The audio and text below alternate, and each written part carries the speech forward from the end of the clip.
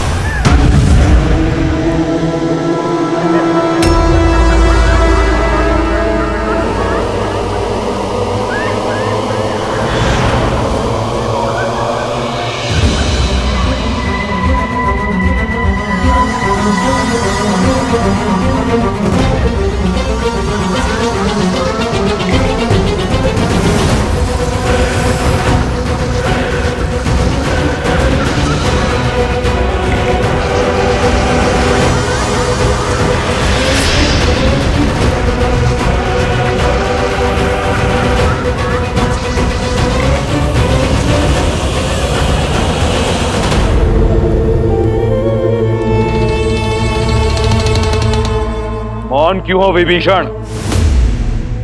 आज मेरे किस निर्णय ने धर्म का वध कैसे किया, बताओगे नहीं? भैया,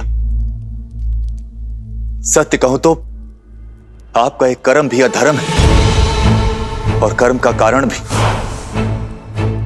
भैया, सब कुछ तो है आपके पास, शक्ति, सुख, समृद्धि, मेघनाथ जैसा आज्ञाकारी पुत्र, पतिव्रता पत्नी। भूमिका मत बांधो, सीधा सीधा विषय पर आओ। भैया, स्त्री चाहे शत्रुकुल की ही क्यों ना हो, वो सम्मान की अधिकारिणी है और स्त्री का हरण अधर्म है, पाप है। भैया, आप देवी सीता को लंका में लेकर नहीं आए, बल्कि विनाश का बीज बोया है आपने अशोक वाटिका में। किसी की हाय नहीं लेनी चाहिए, मेरा परामर्श मानिए। प्रश्न समूचे राक्षस साम्राज्य का है।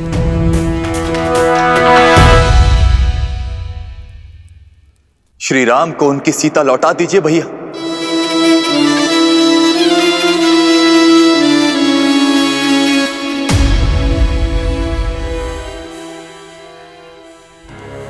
क्या आप सबका भी यही विचार है?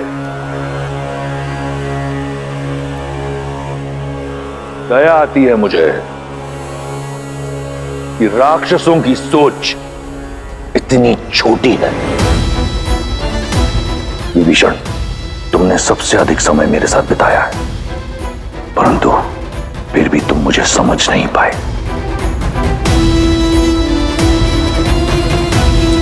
इस सभा में उपस्थित हर राक्षस मेरी दूरदर्शिता से कोसों दूर है।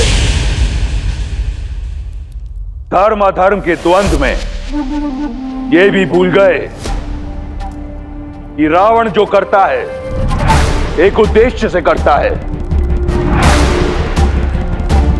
और उद्देश्य है वयम राक्षसम, राक्षसों को सर्वश्रेष्ठ बनाना। सीता कोई साधारण स्त्री नहीं, राजा जनक की पुत्री है, एक मनुष्य है। 14 लोकों पर हमारा आधिपत्य है। देवता, असुर, राक्षस, यक्ष गंधर्व किन्नर, पशु पक्षी, नाग कीट, भूत पिशाच वेताल, सब पर हमारा आधिपत्य है। केवल मनुष्य ही हैं जिन पर हम अपना आधिपत्य स्थापित नहीं कर पाए। और सीता को यहां लाकर उससे रक्त विवाह करने का उद्देश्य यही है कि एक बार सीता हमारी हुई तो राक्षसों और मनुष्यों में एक सेतु बनाऊंगा मैं। एक ओर शूर्पणखा का प्रतिशोध पूरा होगा और दूसरी ओर मनुष्यों पर मैं अपना आधिपत्य स्थापित करूंगा बिना कोई रक्त बहाए।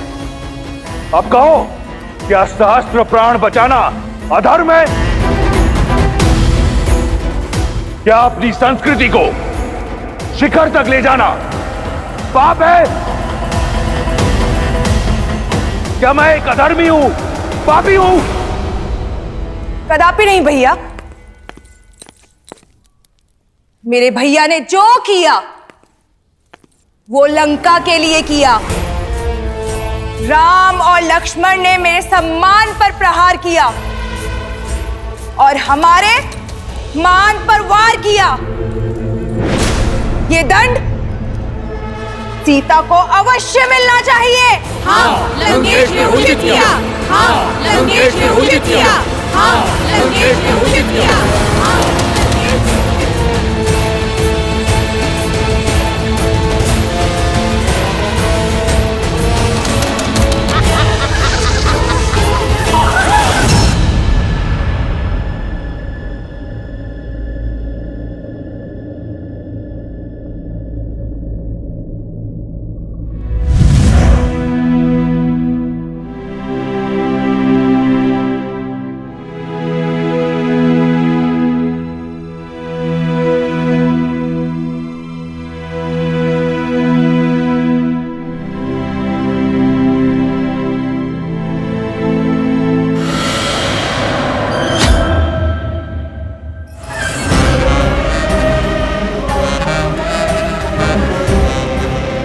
डरो मत,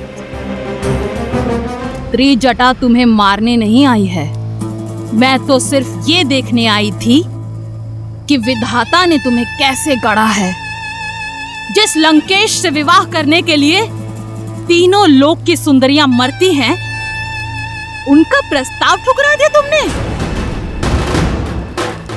भला ऐसा कैसा साहस छिपा है इस कोमल काया में?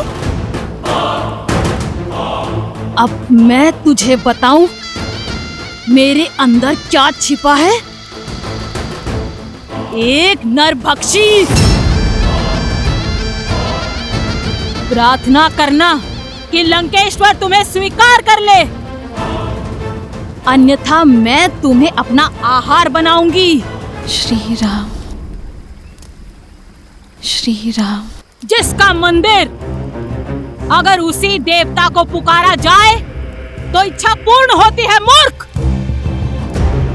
लंका का देव केवल दशानन है। अब तुम्हें केवल वही बचा सकते हैं। इसलिए राम का नाम भूलकर रावण के नाम का जप करना प्रारंभ करो।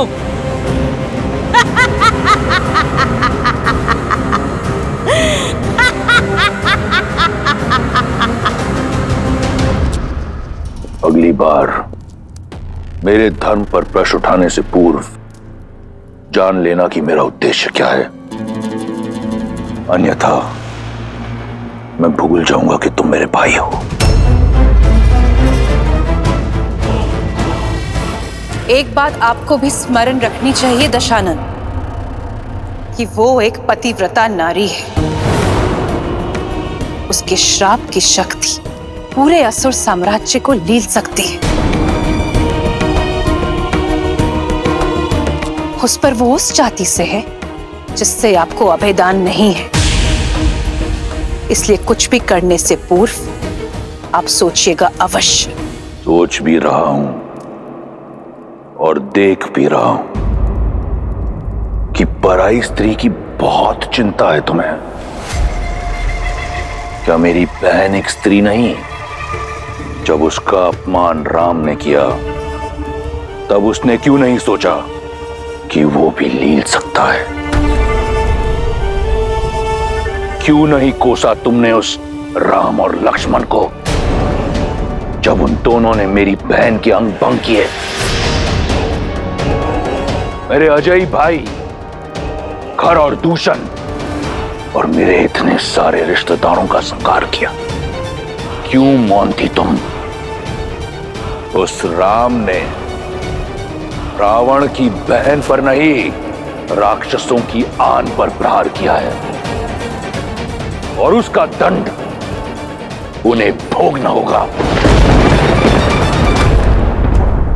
यह घटना संपूर्ण संसार के लिए एक सीख होगी कि रावण के अभिमान और लंका के मान पर यदि प्रहार हुआ तो उसका प्रतिशोध होगा।